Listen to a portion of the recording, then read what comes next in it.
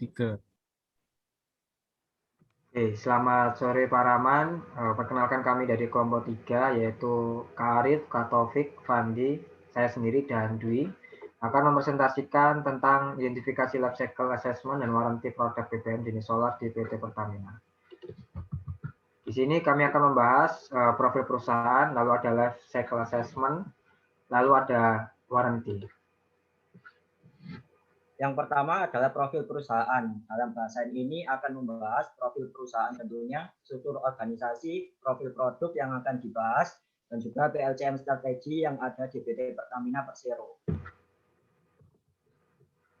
Profil perusahaan. PT Pertamina merupakan perusahaan milik negara atau disingkat BUMN yang bergerak dalam bidang industri perminyakan dan juga gas, berdiri sejak tahun 1957 dengan nama Permina dan berganti nama menjadi Pertamina pada tahun 1968. Produk Pertamina yang kita ketahui terdapat minyak tanah, LPG, LNG, petrokimia, dan juga BBM. Visi dari perusahaan ini adalah menjadi perusahaan energi nasional kelas dunia.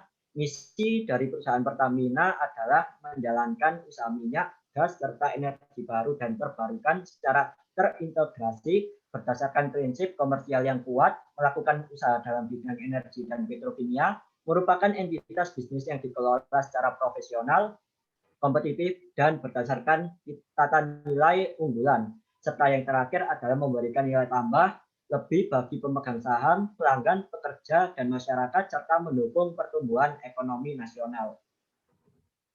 Berikut merupakan struktur organisasi pada PT Pertamina. Perlu diketahui, pada PT Pertamina Persero terdapat dua bagian struktur organisasi. Yang pertama adalah Dewan Direksi yang dipimpin oleh Direktur Utama dan juga Dewan Komisaris yang dipimpin oleh Komisaris Utama.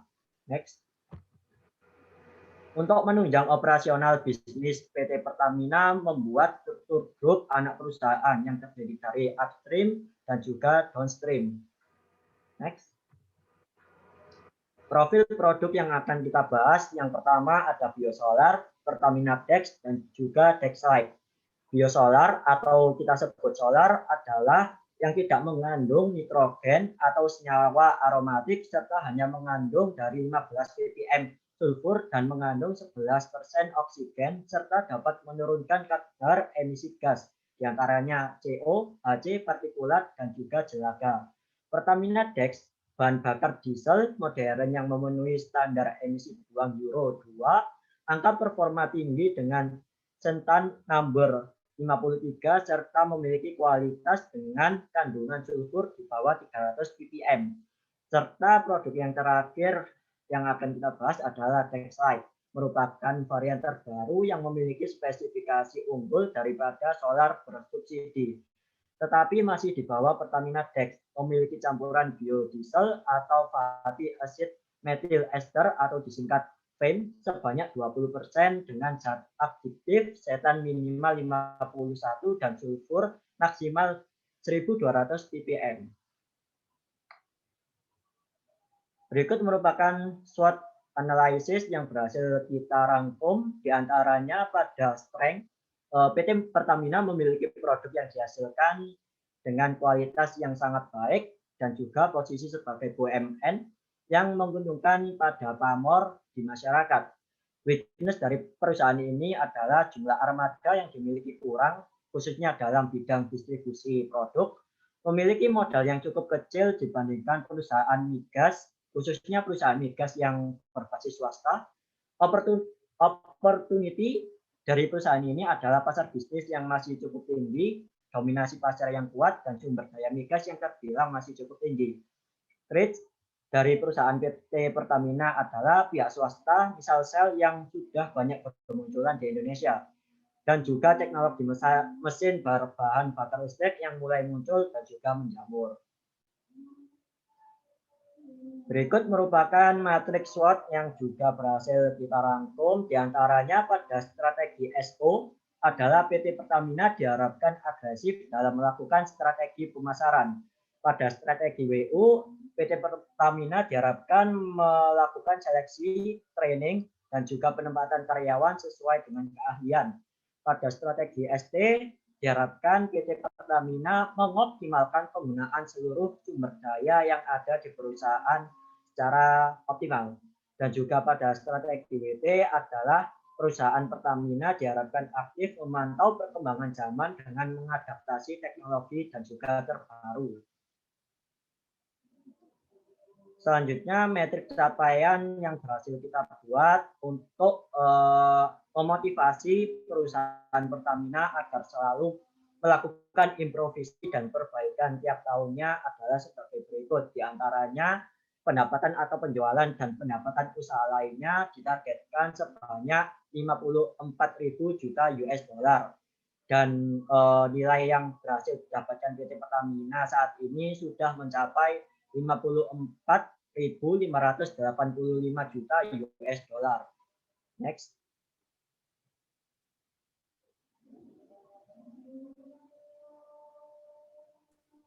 Selanjutnya pada life cycle assessment Pertamina. Next. Berikut merupakan tahapan fase dari membuat LCA pada Pertamina. Yang pertama, terdapat goal dan scope, kemudian life cycle inventory, kemudian menginputkan data, kemudian menentukan life cycle impact assessment, dan terakhir interpretasi dari impact LCA tersebut. Next.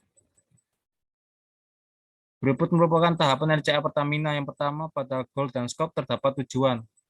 Tujuan pada Pertamina yakni mengetahui dampak apa saja yang mencemari udara dari kegiatan industri pada industri minyak dan gas.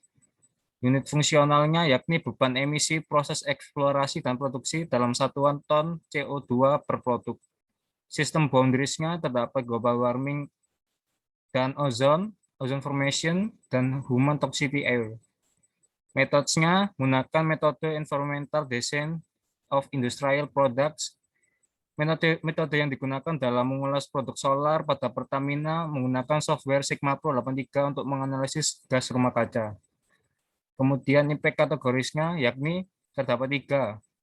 Pencemaran lingkungan, terdapat 1, yakni hanya pencemaran lingkungan udara saja.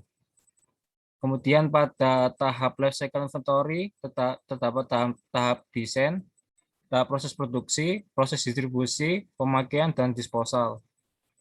Pada tahap desain, yakni Pertamina merancang desain produk dan membuat jadwal produksi terkait produk solar. Solar pada Pertamina terdapat 3 macam, yakni biosolar, Dexlight, dan Pertamina Dex. LCI, proses eksplorasi dan produksi, terdapat proses yakni sumur produksi, glycol dehydrator, proses tangki timbun, flare gas, pipeline, crude dan distilasi, high vacuum unit, dan blending. Pada LCI, proses distribusinya BBM solar, yakni penerimaan menggunakan sistem perpipaan jeti, menggunakan tangki timbun untuk menimbun produk jeti sementara, kemudian melanjutkan distribusinya ke SPBU. Dan LCI pemakaian pada solar, yakni terdapat aktivitas pembakaran dalam penggunaan BBM jenis solar, Pertamina Dex, dan biosolar, menghasilkan waste, yakni emisi yang dihasilkan atas kegiatan pemakaian BBM. Disposalnya yakni berdampak buruk pada lingkungan, terutama polusi udara, yakni CO2, CFC, ozone formation, CO2. Dan selanjutnya yang proses fase ketiga yakni life cycle inventory assessment, yakni dampak yang dihasilkan oleh output dari produk tersebut terhadap lingkungan. Yakni terdapat ozone depletion, yakni penipisan ozon disebabkan oleh kegiatan sumur produksi karena penggunaan bahan baku diesel terlalu besar. Global warming, pemanasan global disebutkan oleh glycol dehydrator karena penggunaan gas sebagai pendukung operasional. Dan global warming atas dampak pembakaran dari permesinan diesel tersebut. Selanjutnya yang keempat, interpretasi, perbaikan dan saran kepada pihak Pertamina, yakni data yang disusun harus detail agar proses LCA pada metode Sigma Pro 83-nya lebih mudah. Next. Berikut merupakan perbandingan LCA Pertamina dengan perusahaan kompetitornya, yakni Petronas. Yang pertama, Petronas lebih memikirkan dampak yang ditimbulkan dari pemakaian produknya, yakni solar. Dapat dilihat pada impact kategorisnya, pada Pertamina hanya berdampak pada pencemaran udara saja. Sedangkan pada Petronas terdapat 3, yakni pencemaran udara, tanah, dan air. Yang kedua, LCI pada proses produksi Pertamina lebih terintegritas dibanding Petronas. Pada tahap proses produksi bahan bakar minyak jenis solar melalui berbagai tahap secara urut dan lengkap, sedangkan pada proses pembuatan diesel pada Petronas hanya menjelaskan proses produksi secara garis besar saja. Ketiga, interpretasinya Pertamina menggunakan software Sigma Pro 83 untuk menganalisis life cycle assessment-nya. Pada tahap awalnya, yakni menginput data seperti bahan baku, energi, emisi yang digunakan pada setiap prosesnya. Sedangkan perusahaan Petronas menggunakan software GAB 6.0. Tahap pertamanya yakni melakukan identifikasi isu eksternal maupun internal yang dianggap penting berdasarkan LCI dan LCIA. Next. Berikut merupakan warranty yang akan kami bahas, yaitu identifikasi warranty, tujuan warranty, durasi terms dan durasi warranty, dan terakhir warranty service. Untuk identifikasi warranty, di mana BBM solar dinilai kurang ramah lingkungan karena melewati ambang batas. Lalu solusi yang ditawarkan Pertamina yaitu Biosolar, Dexlite, dan Pertamina Dex. Warranty yang diberikan oleh Pertamina adalah kualitas produk, layanan yang terjamin sesuai dengan peraturan perusahaan dan negara Indonesia. Menurut wawancara yang kami lakukan dengan salah satu anggota keluarga dari kelompok kami, Pertamina tidak mengeluarkan warranty dalam bentuk durasi kepada konsumen. Jika terdapat kesalahan kirim, Pertamina segera merespon dengan mengganti dengan yang sesuai spesifikasi.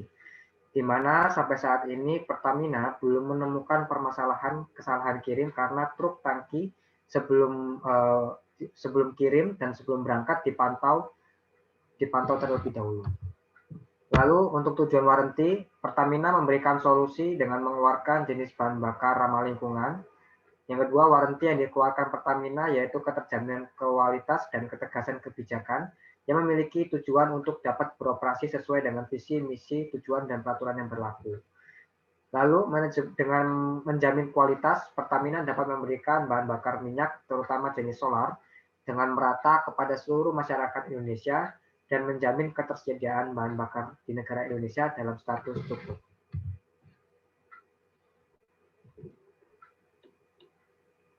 Kemudian yaitu warranty terms. Jadi di sini solar diproduksi sesuai keputusan Dirjen Migas nomor 146 yang berisi tentang standar dan spesifikasi bahan bakar solar. Kemudian stasiun pengisian BBM wajib melakukan cek terhadap truk tangki yang tiba sesuai dengan kartu order dan spesifikasi yang telah disepakati di awal. Kemudian stasiun BBM dapat melakukan komplain ke pusat jika terdapat kesalahan spesifikasi BBM yang dikirim. Kemudian masyarakat yang menemukan kecurangan seperti korupsi, penyuapan, dan lain-lain dapat melaporkan pada Pertamina Clean. Kemudian pendistribusian BBM harus sesuai dengan spesifikasi dari Dirjen Migas. Kemudian untuk warranty duration, durasi warranty yang diberikan harus melalui perjanjian yang telah disepakati antara pihak Pertamina dengan konsumen, terutama dalam bidang e-procurement. Pertamina untuk memasok bahan baku ke perusahaan lain. Sebagai contoh, PT KAI membutuhkan BBM untuk proses bisnisnya dan melakukan kontrak ke Pertamina dengan waktu suplai dan garansi yang telah disepakati. Kemudian warranty service. Di sini garansi yang ditawarkan oleh Pertamina adalah adanya ketersediaan dan kualitas produk serta pelayanan. Kemudian konsumen dapat melakukan komplain dengan menghubungi customer service melalui call center, sosial media, dan email. Kemudian untuk menjaga loyalitas pelanggan, Pertamina menawarkan kerjasama kepada perusahaan dengan memberikan pasokan melalui Pertamina e-procurement. Kemudian Pertamina memberikan pengaduan terhadap kecurangan dan atau pelanggaran peraturan perusahaan yang dapat mencoreng nama baik Pertamina melalui program Pertamina Clean. Sekian presentasi dari kelompok kami. Terima kasih banyak. Assalamualaikum.